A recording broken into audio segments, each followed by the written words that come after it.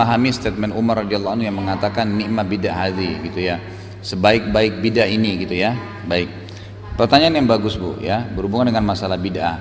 Jadi Umar radhiyallahu anhu di zaman khilafahnya beliau melihat di Masjid Nabawi ya, di Masjid Nabi itu orang banyak berkelompok-kelompok untuk sholat tarawih ya. Ada yang sholat sendiri di sana, ada yang sholat berjamaah di sini, karena sholat sunnah. Dan Nabi SAW cuma mengerjakan hari pertama saja, setelah itu ditinggalkan gitu oleh Nabi SAW. Dan Nabi sendiri bilang, Nabi SAW sendiri mengatakan, saya waktu sahabat-sahabat di hari kedua sudah mulai ngumpul, banyak orang mau sholat di situ. Lalu kata Nabi SAW, Nabi tidak keluarkan. Subuhnya Nabi bilang, saya tahu apa yang kalian lakukan semalam, kalian tunggu saya. Tapi saya tidak keluar karena kalau saya keluar bisa diwajibkan sholat itu untuk kalian. Maksudnya sholat tarawih atau sholat malam jadi wajib, nanti malah jadi memberatkan. Kalau Nabi SAW sudah kerjakan rutin, tapi Nabi sendiri kan tidak larang, berarti boleh dikerjakan. Nah di zaman Umar radhiyallahu anhu berkembang, makin banyak ekspansi Islam, makin banyak orang masuk Islam, penduduk Madinah juga bertambah. Apa yang terjadi? Orang-orang pada berserakan sholat di masjid. Umar melihat ini malah jadi fitnah nantinya. Maka Umar radhiyallahu anhu mengumpulkan mereka, lalu mengerjakan sholat tarawih secara berjamaah. Masalah berjamaahnya itu sudah tidak ada masalah. Kenapa? Karena Nabi SAW berjamaah, kan gitu. Waktu Nabi SAW kerjakan di hari pertama sendiri, itu kan sudah ada beberapa sahabat yang ikut berjamaah dengan Nabi, kan gitu. Dan Nabi tidak larang SAW, berarti boleh saja.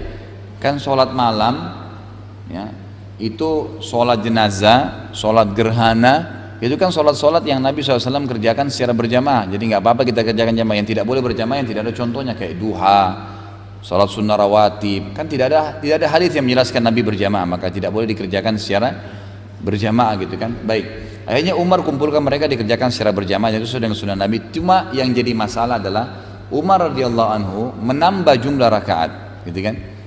Yang tadinya Nabi SAW kerjakan 11, Umar jadikan 23. Dan sebagian ulama hadis mengatakan ternyata Umar radhiyallahu anhu memang sudah dari dulu kerjakan sebelum jadi khalifah. Di zaman Nabi sudah kerjakan sholat malam bukan 11. Memang Umar kerjakan sampai lebih dari itu. Yang jadi Umar terapkan itu yang sering beliau kerjakan. Jadi bukan tiba-tiba dibuat pada saat itu, tidak. Dari zaman Nabi SAW hidup memang dia sudah kerjakan 23 rakaat. Baik. Lalu setelah itu ditanya ya, oleh beberapa sahabat yang hadir, apa dengan perilaku Umar ini dengan menjadi 23 rakaat ya, ada yang bertanya. Umar mengatakan ini sebaik-baik bid'ah, ini sebaik-baik bid'ah, nikmat bid'ah hadhi, itu kan perkataannya. Baik, ulama hadis menanggapi statementnya Umar, enggak ada sahabat yang membantah pada saat itu, mereka diam saja, sudah dibiarin gitu. Ulama menanggapi statementnya Umar ini dengan dua jawaban. Yang pertama, Umar radhiyallahu anhu menyebutkan ni'ma bid'ah hadhi, ini sebaik-baik bid'ah adalah yang dimaksud bid'ah secara etimologi, secara bahasa. Kan bid'ah itu atau semua dalam Islam ini apapun Bapak Ibu sekalian itu dalam Islam biasanya disebutkan makna lugawi dan istilahi ya, atau bahasa Indonesia etimologi dan terminologinya. Jadi misal sholat, kalau kita lihat buku-buku fikih itu selalu dikatakan sholat secara etimologi atau bahasa adalah doa. Kemudian secara terminologi adalah gerakan-gerakan khusus yang dikerjakan dimulai dengan takbir dan diakhiri dengan salam, gitu kan? Itu definisinya. Nah sama dengan itu tadi, bid'ah itu punya definisi. Sisi etimologi adalah bid'ah sesuatu yang baru. Tapi kalau sisi terminologinya adalah sesuatu yang baru dalam ibadah yang tidak pernah Nabi SAW contohkan dan juga para sahabatnya. Juga para sahabatnya, terutama Khulafaur Rasyidin. Umar sahabat dari Khulafaur Rasyidin yang memang Nabi suruh ikuti sunnahnya gitu kan. Karena Nabi mengatakan tadi hadis riwayat Tirmidzi ya, alaikum bisunnati wa sunnatu Khulafaur Rasyidin mahdiyyin min ba'di, gitu kan, disuruh ikuti sunnah Nabi dan sunnah Khulafaur Rasyidin sampai Ali, apa yang mereka kerjakan ikutin, itu berarti sudah sama. Ulama hadis menanggapi hadis ini mengatakan 4 orang sahabat ini, Abu Bakar, Umar, Utsman, Ali, tidak mengerjakan perbuatan apapun dalam kehidupan mereka walaupun mereka tidak bilang ini dari Nabi, kecuali memang dipastikan mereka kerjakan dari Nabi SAW. Jadi khusus 4 orang sahabat ini yang dikatakan Khulafaur Rasyidin ya, Abu Bakar, Umar, Utsman, Ali, kata para ulama hadis, mereka berempat yang disuruh ikuti sunnah kehidupannya yang mereka kerjakan dalam bentuk ibadah Karena memang keempat orang ini adalah golongan sahabat yang semua yang mereka kerjakan tidak terkecuali itu selalu memang rujukannya hadis Nabi. Walaupun mereka tidak bilang Nabi SAW bersabda, makanya disuruh ikutin saja perilakunya mereka. Dan itu tidak berlaku kepada semua sahabat, berlaku kepada Khulafaur Rasyidin ini kan. Peganglah sunnah mereka walaupun dengan gigi geraham kalian. Nah, kata ulama, Umar juga ini adalah satu sisi memang dia setelah sunnahnya dilakukan gitu kan. Sisi lain Umar ini orang yang sangat keras dengan bid'ah, luar biasa dengan masalah pelanggaran agama. Kalau ada orang melanggar agama itu Umar nggak tanggung-tanggung, langsung tawarin Nabi, ya Rasulullah saya tebas lehernya, ya Rasulullah saya tebas lehernya. Pernah terjadi contoh di zaman khilafahnya beliau, ada satu orang dari Ansar, dari masyarakat Madinah datang ke rumahnya. Biasanya Umar itu kalau tidak salah habis asar ya sampai menjelang maghrib, beliau selalu buka rumahnya untuk mohon maaf habis duhur kalau tidak salah sampai asar ya, salah habis duhur karena Umar itu lagi sholat habis duhur sampai asar itu dibuka rumahnya untuk siapapun yang mau bertanya, punya hajat ya, minta pertolongan, itu dibuka. Waktu dia pulang ke rumahnya dia lagi sholat sunnah ba'diyah duhur, datanglah seorang Ansar ketuk-ketuk rumahnya Umar, ketuk-ketuk rumah Umar, ketuk-ketuk satu kali Umar nggak nyaut karena lagi sholat, dua kali, tiga kali ya, kemudian orang itu pulang. Selesai sholat sunnah Umar keluar, tanya tetangganya, siapa yang datang tadi? Oh si fulan dari Ansar, sahabat Nabi juga, bukan tabi'in tapi sahabat yang pernah hadir bersama Nabi SAW. Kata Umar, demi Allah kalau yang dia buat tadi ini datang ke rumah saya ketuk 3 kali pulang tidak tunggu saya keluar, tidak pernah Nabi contohkan, saya akan tebas lehernya. Jadi Umar luar biasa gitu, apapun yang dikerjain sama orang kalau tidak sesuai dengan Nabi ditebas langsung, mau dibunuh gitu sama Umar. Panggil dia, disuruh panggil. Waktu datang orang itu, kata Umar, apa yang membuat kau lakukan tadi? Kenapa kau ketuk rumah saya 3 kali sementara kau sudah tahu jam ini, waktu ini saya buka untuk orang ya, saya tidak akan tutup pintu rumah saya kecuali tadi memang karena saya baru masuk dan saya lagi sholat sunnah. Kenapa kau nggak nunggu? Kenapa kau pulang, ketuk 3 kali pergi? Kata orang itu apa ya, saya mendengarkan Rasulullah SAW bersabda, seseorang yang kalian kalau datang ke rumah saudaranya dan dia ketuk 3 kali tidak dibukakan, sebaiknya dia pulang, karena mungkin saudaranya punya hajat yang tidak ingin diganggu. Kata Umar ini sahabat Nabi ya, dia sendiri tidak pernah dengar itu. Dia bilang, siapa yang jadi saksi kalau kau pernah dengar dari Nabi SAW? Didatangkanlah oleh orang Ansar ini lebih dari 6 atau 7 orang sahabat yang masih hidup, ini semua dengar, ini semuanya dengar. Dari hadis ini kita ambil pelajaran, Umar radhiyallahu anhu adalah orang yang sangat tegas dengan masalah bid'ah gitu kan. Jadi bukan berarti beliau di sini mengatakan ini sebaik-baik bid'ah adalah bid'ah yang dimaksud melanggar Nabi, bukan. Tapi secara etimologi, secara bahasa tadi, memang dia sesuatu yang baru, memang Nabi tidak pernah kerjain sampai 23 rakaat. Tapi saya, makna kalimatnya, tapi saya kerjakan ini karena memang saya sudah tahu sebelumnya ya, bahwasanya itu boleh. Kata ulama, Umar mengerjakan sholat tarawih sampai lebih dari 11 rakaat karena ada hadis Bukhari yang berbunyi, Qiyamul lail mathna mathna, sholat malam itu 2 rakaat tidak ada batasnya, nggak ada batasnya. Hadis Aisyah yang mengatakan Nabi SAW tidak pernah mengerjakan sholat malam di Ramadan atau luar Ramadan lebih dari 11 rakaat, itu kan, itu adalah cerita Aisyah tentang Nabi Muhammad SAW.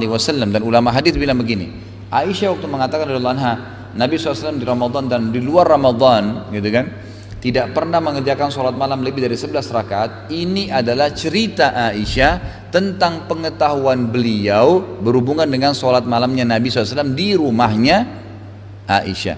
Tapi kalau di rumah istri yang lain, di masjid, Aisyah nggak tahu ya kan gitu. Sementara di luar rumah Nabi SAW, Nabi pernah mengatakan Qiyamul lail mathna mathna, sholat malam itu 2 rakaat, bebas berapa saja, tidak ada jumlahnya, tidak ada batasnya. Nah, untuk mempertemukan kedua hadis, kata ulama, orang kalau mau kerjakan 11 ngikutin sunnah Nabi silahkan, orang mau lebih sholat dari itu maka silahkan. Tetapi untuk zaman kita sekarang, ulama mengatakan agar kita betul-betul tidak keluar dari hadis Nabi, maka kita jangan kerjakan lebih dari Umar yang kerjakan, lebih dari yang Umar kerjakan 23, karena Umar termasuk khulafa Rasyidin, kan gitu. Walaupun terbuka pintu lebih dari itu karena ada hadis yang mengatakan 2 rakaat, tapi Umar sendiri terakhir sekali di antara sahabat yang kita disuruh ikutkan sunnahnya, yang memerintahkan atau mengerjakan sholat malam lebih dari 11 rakaat. Karena Utsman setelahnya nggak ada lagi masalah itu. Ya, Ali juga tidak pernah lagi membahas masalah sholat, tidak pernah menerapkan itu, baru Umar saja. Maka ulama mengatakan Umar adalah orang terakhir ya dari kalangan sahabat yang mengajarkan kepada kita tentang jumlah rakaat sholat malam sampai 23. Maka dianjurkan kita tidak lebih daripada apa yang Umar perintahkan. Jadi Umar di sini bukan mengatakan ini bid'ah maka boleh dikerjakan, tidak. Pertama, dia khulafa rasyidin, perilakunya termasuk sunnah. Yang kedua, Umar orang yang sangat tegas dengan masalah bid'ah. Nggak mungkin dia membolehkan bid'ah begitu saja. Tadi sudah kita kasih contoh riwayat yang lain, gitu kan? Kemudian yang ketiga, yang Umar lakukan ini kan gitu, buktinya bukan bid'ah secara etimologi, karena ini dasarnya ada dilakukan oleh Nabi, ya kan? Nabi kerjakan memang sholat malam, cuman beda di jumlah rakaatnya, kan itu. Nah, karena dia khulafaur rasyidin, maka sahabat tidak permasalahkan, karena memang Nabi suruh ikutin sunnahnya. Nggak boleh kita sekarang mengatakan, oh kalau Umar buktinya lakukan, kita juga boleh dong. Nah, Anda siapa khulafaur rasyidin? Kan gitu. Kan enggak, lain kan gitu, nggak mungkin sama. Ya, sama juga ada orang salah paham dengan masalah bid'ah ini ya. Seperti contohnya, saya pernah dengarkan khutbah di dekat rumah saya sebenarnya waktu itu khutbah Jumat, tapi saya nggak sempat bicara sama khatibnya setelah itu karena cukup ramai orang dan orang setelah itu juga langsung bubar gitu. Tapi dia pernah bilang gini, banyak orang sekarang nyebarin bahwasanya bid'ah ini bid'ah, itu bid'ah, ini bid'ah gitu. Jadi hampir tidak ada yang boleh dalam agama. Ya, dia berbicara dengan emosional karena dia anggap mungkin apa yang dia selama ini kerjakan memang tidak sesuai dengan sunnah, lalu ditegur gitu kan. Lalu dia bilang, buktinya bid'ah itu adalah sesuatu yang Nabi tidak contohkan. Buktinya ada perilaku yang dikerjakan oleh para sahabat di zaman Nabi masih hidup, tapi Nabi nggak ajarin. Perhatikan kata-kata dia. Dia bilang di zaman Nabi masih hidup, padahal bid'ah itu sesuatu yang muncul setelah Nabi meninggal, gitu kan? Kalau Nabi masih hidup tidak dikatakan bid'ah, gitu. Karena kalau salah langsung dilurusin kan gitu. Nah, diangkat dalil. Ada dulu sahabat Nabi waktu Nabi SAW bilang, Sami Allahu liman hamidah. Sahabat itu bilang apa? Yang pernah kita pelajari di bab solat, hamdan katsiran tayyiban mubarakan fi.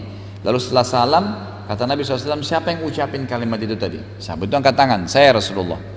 Kata Nabi SAW, tadi waktu kau ucapin kalimat itu saya melihat ya, malaikat berebut-rebut mencatat apa yang kau ucapkan. Maksudnya saking besarnya pahalanya sampai malaikat berebut mencatat ucapan itu gitu. Dan ucapan itu sangat baik sekali gitu. Maka dia bilang apa? Buktinya itu sahabat kerjakan yang Nabi nggak pernah perintahin, gitu kan? Ya salah, itu bukan bid'ah. Jadi apapun perilaku sahabat itu bisa menjadi hukum pada saat didukung oleh Nabi SAW, kan gitu. Bukankah kasus lain ada sahabat yang bertengkar suami istri, kemudian permasalahan mereka dilaporkan kepada Nabi, turun ayat dalam surah At-Talaq, ya kan, yang meluruskan kesalahan mereka. Itu berarti bukan perbuatan bid'ah karena lagi proses turunnya wahyu. Tapi kalau wahyu sudah sempurna, ya Nabi SAW sudah meninggal, kemudian ada orang yang buat di luar daripada wahyu itu, baru dia jadi bid'ah. Kalau dalam proses wahyu lagi turun, Nabi masih hidup, dari mana bid'ahnya gitu. Jadi gitu ya Bu.